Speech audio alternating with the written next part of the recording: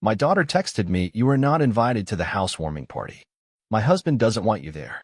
This was after I fully paid for their house. What happened next was rather unbelievable. I made sure they regretted everything they did. Let me tell you how everything unfolded. First, let me quickly thank you for your continuous support. This means a lot to us. If you enjoy the stories we share, kindly subscribe to this channel. It will be great if you can leave a comment on which city you are watching from. We might just give you a shout out in our next story. Today's special shout out goes to Jamie Atkins from New Jersey. We are glad you enjoy our stories. Now let's go deeper into the story. People always told me I was too generous with my daughter. "You spoil her," they'd say. But when you've raised a child alone, when you've worked 3 jobs to keep the lights on and their belly full, spoiling them doesn't feel like a crime. It feels like redemption. My name is Janice Hall. I've spent most of my life working in education administration, budgeting not just school programs, but my own pennies, one at a time. Emily was my only child, and after her father left us when she was just 4, I swore I'd give her a life that didn't feel like one long apology. From the moment she was born, I was in motion. Diapers, daycare, late-night lesson plans for extra pay, side gigs tutoring other people's kids just to keep mine in ballet and braces. I never remarried. I told myself it was because I hadn't found the right person, but deep down, I just didn't want to share Emily. She was my world, and I was building hers, brick by brick, dollar by dollar. I paid for her college outright. When she wanted to study abroad for a semester in Florence, I quietly took a second mortgage. She never knew that part. She only saw the plane ticket, the opportunity. And that's what I wanted. When she met David, I had reservations. He was polite enough, handsome in that generic, Instagram-filtered way. But something in his eyes always looked like he was sizing you up. Not mean, just calculating. I tried to ignore it. He was good to her in the beginning, or at least, that's what I chose to see. He sent thank you texts when I paid for their engagement dinner. He smiled through tight teeth during family photos. But after the wedding, things shifted. Suddenly, I was overstepping. Suddenly, Emily wasn't calling back as quickly. Little boundaries started sprouting up like weeds in a garden I thought I had nurtured. The house conversation came 6 months into their marriage. Emily called, voice bubbling with excitement, saying they found a place. A 2-story colonial on the edge of town, fixer-upper, but perfect for starting a family. I smiled through the phone. Of course I would help. I had saved for years, ever since she was a teenager. Not for this specifically, but for whatever she needed to feel secure. I transferred the full down payment without hesitation. And when she told me the mortgage was too high, I paid that too. I didn't want her to struggle like I had. I insisted we go through my lawyer to handle the paperwork. Just a precaution, I said, in case anything happens. She didn't blink. David didn't either. They just signed where the tabs were. Tucked within the legalese was a clause, something my lawyer called a protective ownership reversion. It stated that under certain conditions, namely family conflict or financial misuse, I had the right to reclaim ownership of the home. At the time, it felt paranoid, even to me. But a quiet voice in my head whispered, "Protect yourself." And for once, I listened.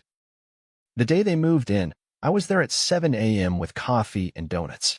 I helped unpack boxes, hung curtains, even scrubbed the kitchen floor while Emily rearranged furniture and David directed movers like a CEO. I smiled through the aches in my knees, ignoring the way David barely acknowledged me. When I brought over a ceramic planter I'd had since Emily was a baby, he said, "Do we really want old stuff cluttering the porch?" Emily shushed him with a laugh.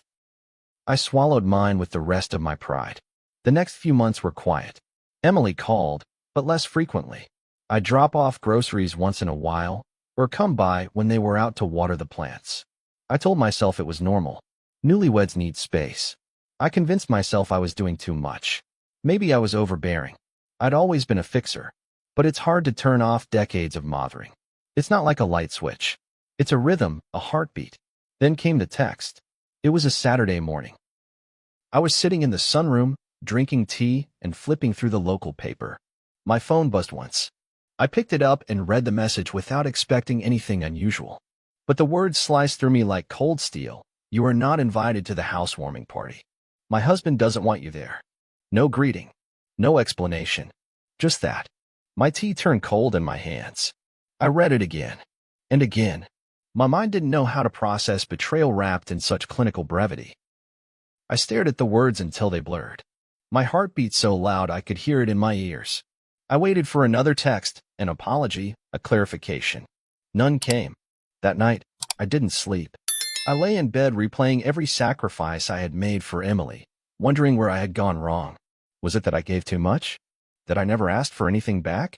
That I let her marry a man who saw me as a checkbook with a heartbeat? I thought about the house, how I had never even asked to be thanked for it.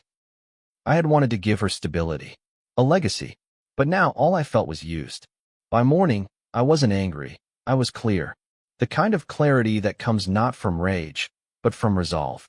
I walked to my desk, pulled out the manila folder with the house papers, and dialed my lawyer's number.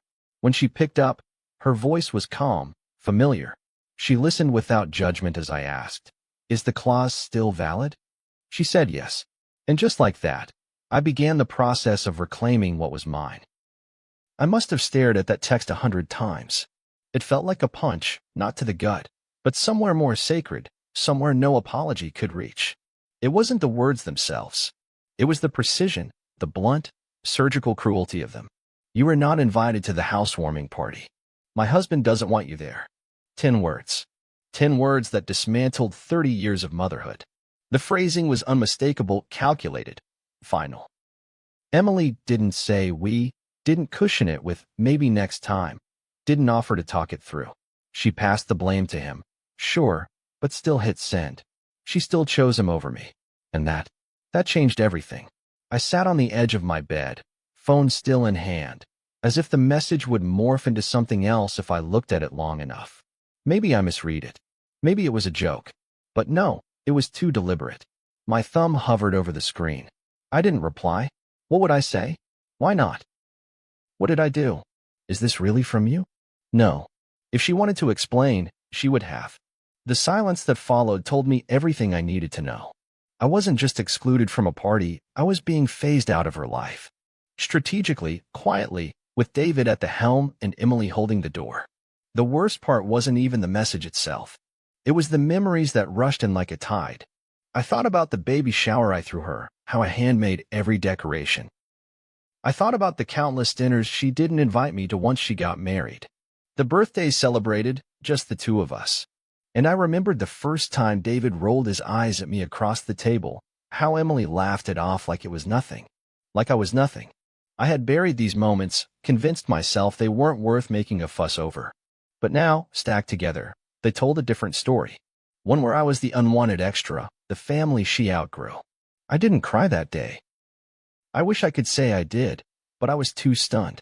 Numbness took its place. I spent the next few hours in a fog, moving through my house like a visitor in my own life. I tried washing dishes, folding laundry, anything to reclaim a sense of normalcy. But everything felt off. Every surface I touched reminded me of Emily. Every photo on the wall felt like a lie. I looked at her graduation picture, cap crooked, smile wide, and I wondered where that girl had gone. I wondered what David had said about me behind closed doors to make her think this was okay. That evening, I poured myself a glass of wine, something I rarely did. I sat in the dining room and let the silence envelop me. My thoughts grew louder in its absence. I imagined the party, laughing, music, people clinking glasses in a home I paid for. My daughter showing off granite countertops I'd chosen, floors I'd refinished, furniture I'd helped fund.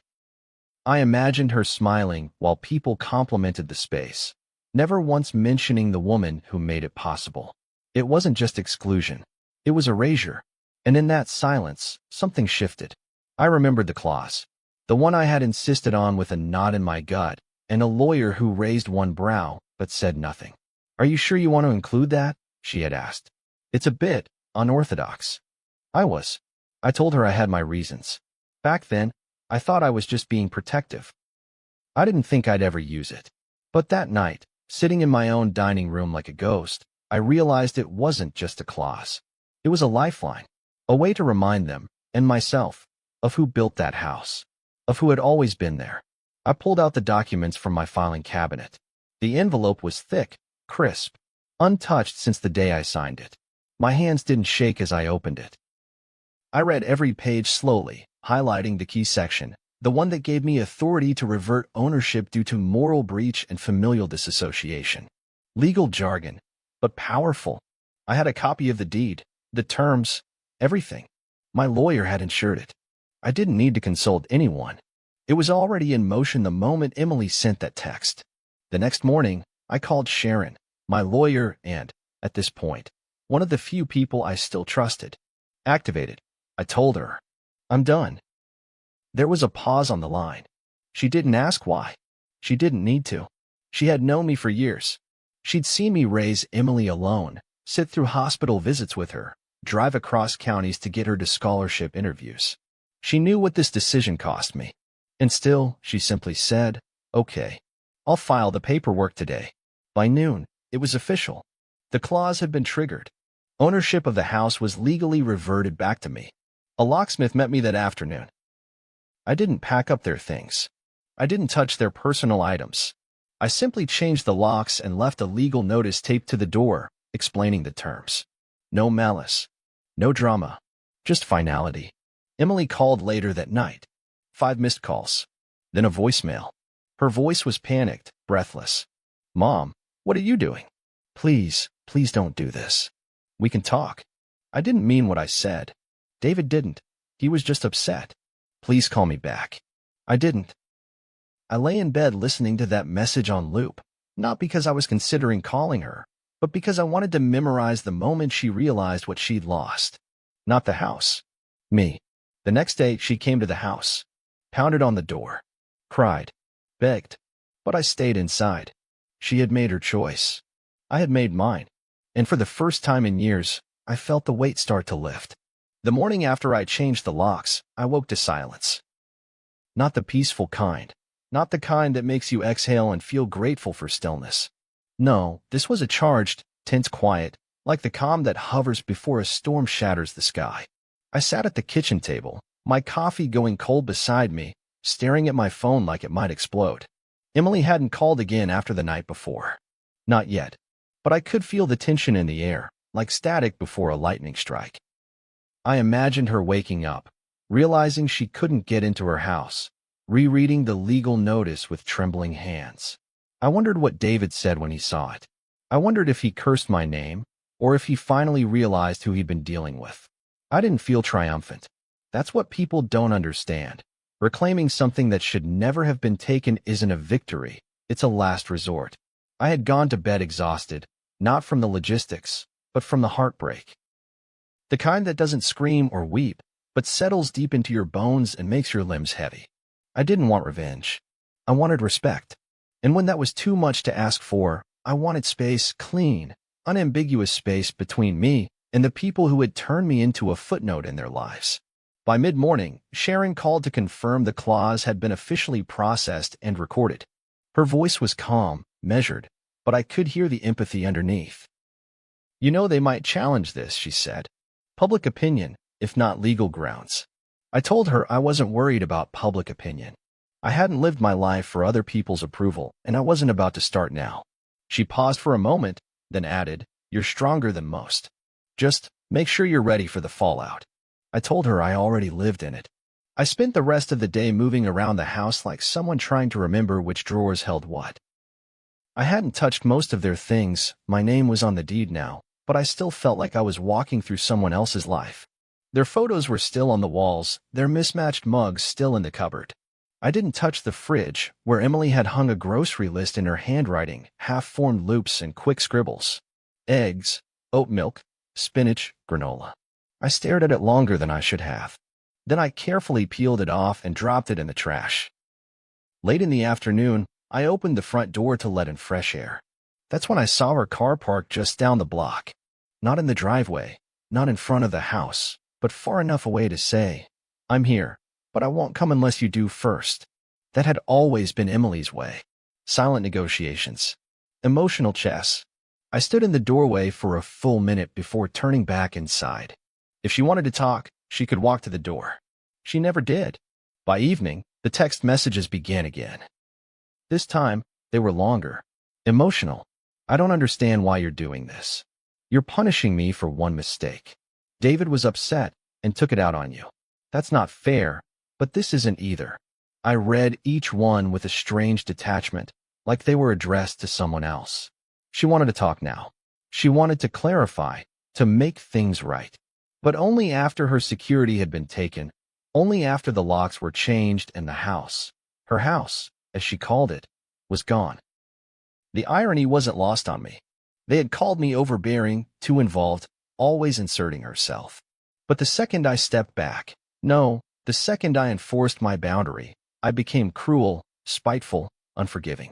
I was the villain in a story they had been writing behind my back for months, maybe years. And now that I had rewritten the ending, they were crying foul. I didn't respond to the texts. I needed space, not apologies born of desperation. I needed time to reclaim not just the house, but the parts of myself I had whittled down for their comfort. My motherhood had become a service I kept performing, long after the curtain should have closed. I had paid for that house not because I wanted control, but because I believed I was investing in her future. I believed she'd want me in it. But that was the lie. The truth was, I had been funding my own replacement. That night, I walked from room to room, making small but deliberate changes. I removed the throw pillows that spelled "Love Lives Here." I boxed up their framed wedding photo on the mantel. I peeled off the Home Sweet Home decal from the wall above the kitchen sink.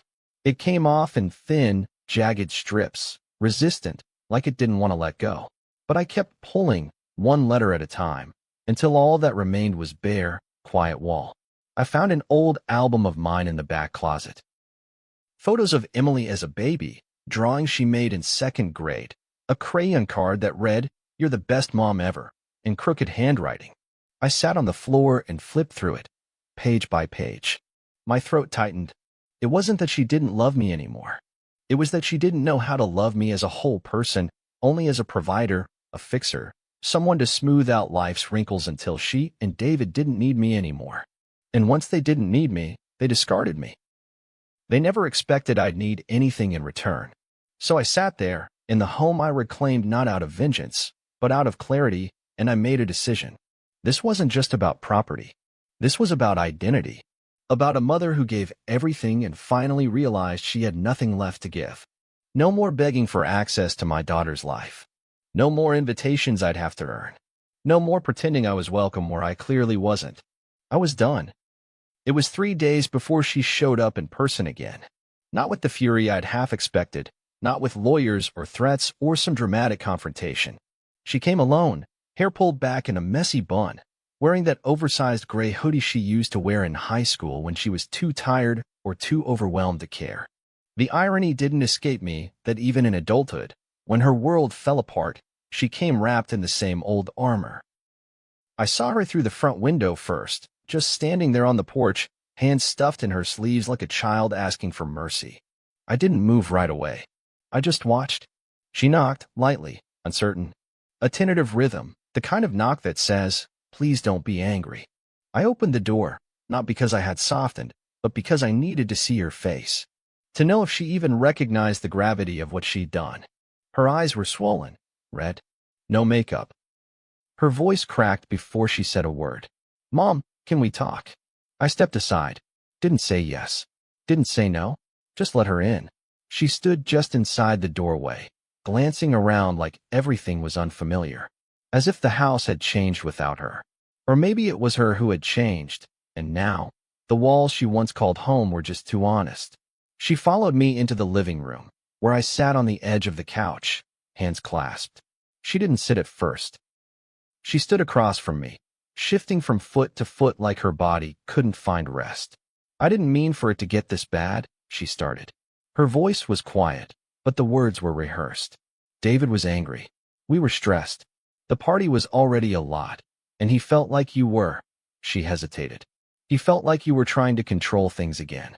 And instead of talking to you, he just sent the message." I nodded slowly, not in agreement, in acknowledgement. I waited, watching her scramble to rebuild the bridge she'd helped burn. "I didn't even see it before he sent it," she added, more urgently now. "I wouldn't have let him word it like that. I would have, Mom. I didn't know it would hurt you like this."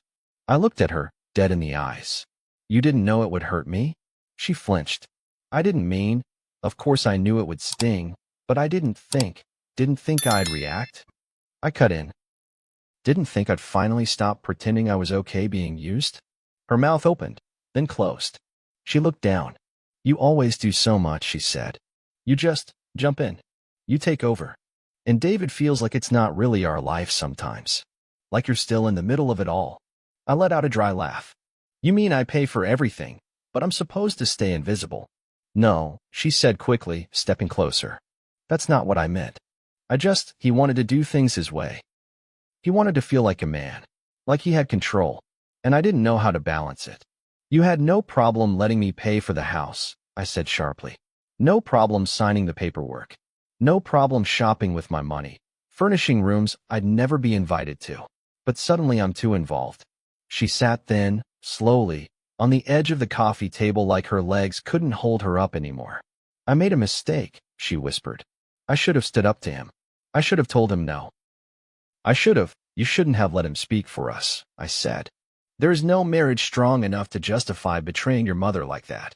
Not when your mother built the foundation you're standing on. Tears started to roll down her cheeks, and for a moment, I almost reached for her. Almost. But something held me back. Something stronger than maternal instinct. Self-preservation. Survival. I had poured so much of myself into her life that I'd forgotten what it felt like to hold anything back. Now I was learning. Slowly. Painfully. But I was learning. I just wanted us all to be okay, she said between sobs. I didn't want to choose between my husband and my mom. I didn't think I'd have to. You didn't have to, I replied. You chose to. We sat in silence after that, the kind of silence that speaks louder than screams. She wiped her face with her sleeve, her shoulders trembling. I could see the little girl in her then, the one who used to crawl into my bed after a nightmare, the one who cried when I missed a recital because I was stuck at work. She had always needed me, and I had always shown up. But that girl was gone now, and the woman in front of me had let someone else redefine what loyalty looked like. Finally, she looked up. Can we fix this? I didn't answer right away. The question hung in the air like a balloon with no string, hopeful, but directionless. I don't know, I said. I'm not saying I'll never speak to you again. I'm not shutting the door forever. But right now, I need distance. I need to remember who I am when I'm not being used. I need time to live in this house without feeling like a fool in her own story. She nodded slowly, more devastated by my calm than she would have been by rage. I'll go, she said, voice cracking again. I'm sorry. I let her walk out without a hug, without a promise, without a resolution. Sometimes people confuse forgiveness with reunion, but I knew better now. Forgiveness was about setting down the weight, not inviting it back in. As the door closed behind her, I exhaled. One chapter had ended, and no matter how many tears were shed, I wasn't reopening it. It didn't take long for the story to spread. Families are porous things. No matter how tightly you try to seal the cracks, word seeps out like water through old pipes. My sister called first. Brenda. Always the peacemaker, the one who thought love meant smoothing things over until the truth disappeared. She didn't start with a hello. She dove right in. Janice, what the hell is going on? Emily says you took the house. I closed my eyes. Of course, Emily had called her. No, I said quietly. I reclaimed the house.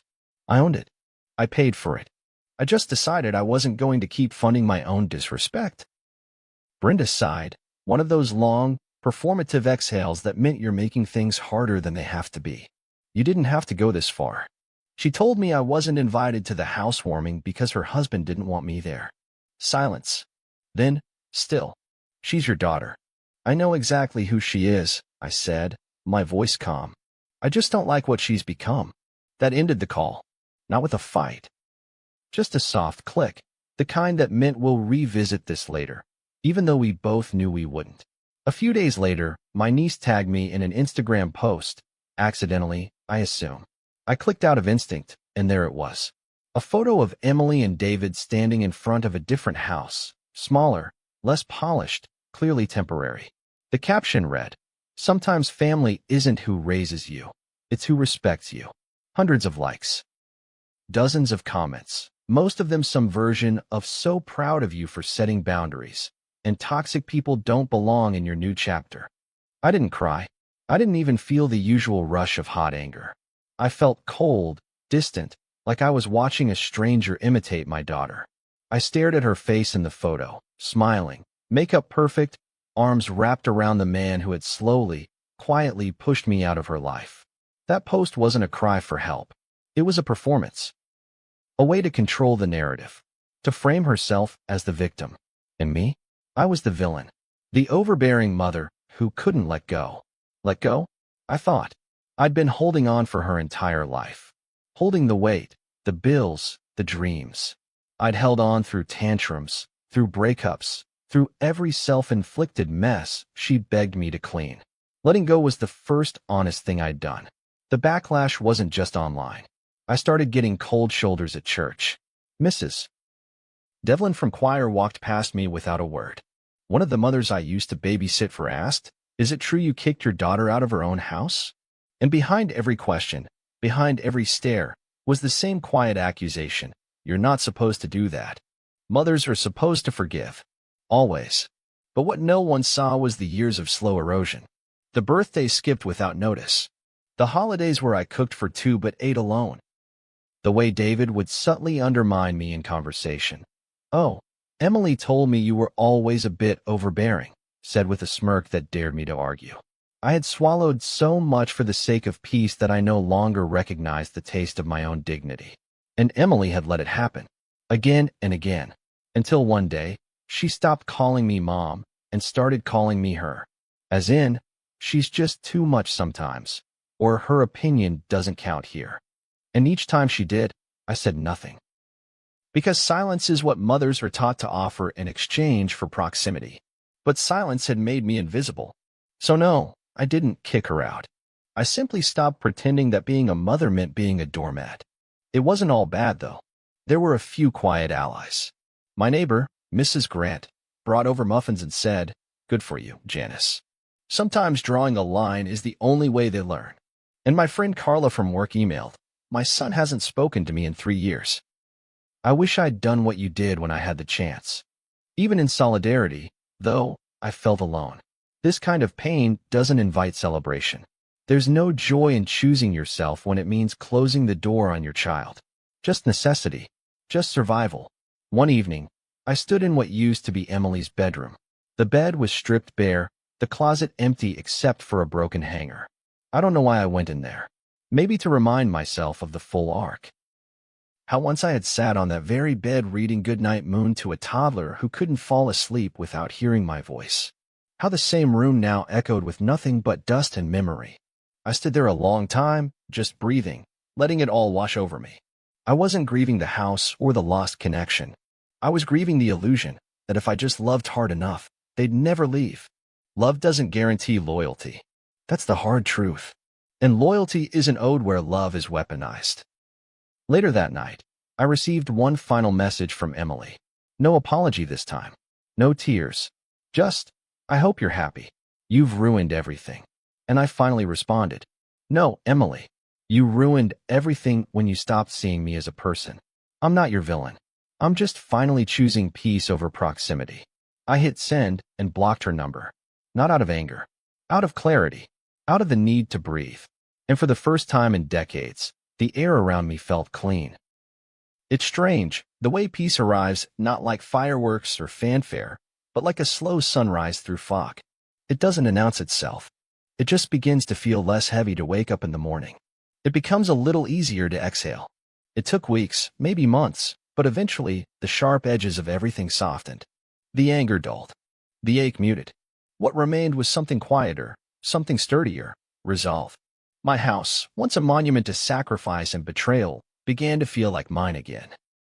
Room by room, I reclaimed it, not just legally, but spiritually. I painted the walls. I bought a new couch in a deep navy blue, the kind I'd always wanted but never bought because it clashed with Emily's aesthetic. I filled the space with books, with soft rugs and thrifted lamps, with the smell of lemon candles. For the first time in decades, my home reflected me. Not what she wanted. Not what he dictated. Me. People still talk, of course. Whispers have long tails in small towns. Some say I was cruel. Others say I was brave. Most just say they don't understand. And that's fine.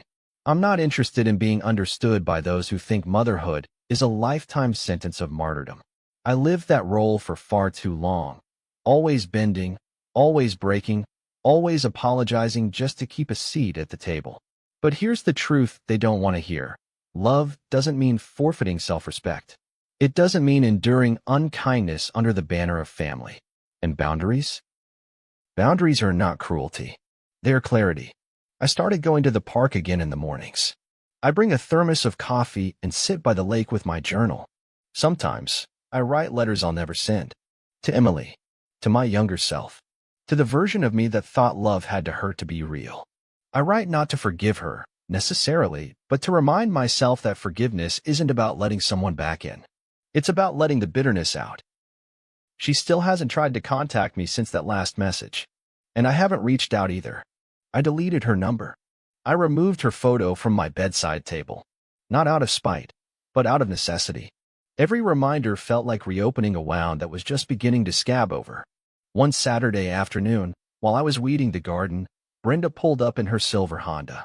She stood awkwardly at the edge of the driveway, hands on hips, like she wasn't sure if she was welcome. I wiped my hands on a rag and nodded for her to come closer. She didn't say much at first. Just looked at the house, at the freshly planted roses, at the wind chimes on the porch. It looks nice, she finally said. Thanks, I replied. She hesitated. I talked to Emily last week. I didn't respond. Just pulled another weed. She's still upset.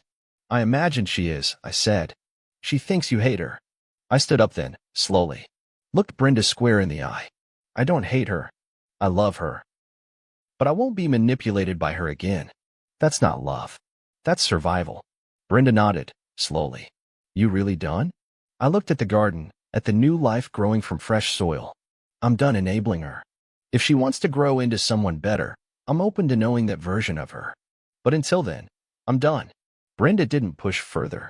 Just nodded and got back in her car. She understood more than she let on. Maybe she had her own regrets, her own silences that had cost her peace. As the seasons changed, so did I. I started saying yes to things I used to ignore, book clubs, yoga, weekend trips with Carla and her sister. I started saying no to. No to guilt. No to last-minute emotional demands. No to being the villain in someone else's story just because I finally prioritized myself. I didn't feel like a bad mother anymore. I felt like a woman who had finally come home to herself. Sometimes, at night, I still wonder what Emily is doing. I wonder if she ever looks at the house she lost and realizes it wasn't just a property, it was a relationship. A trust. A foundation that took decades to build and only 10 words to shatter.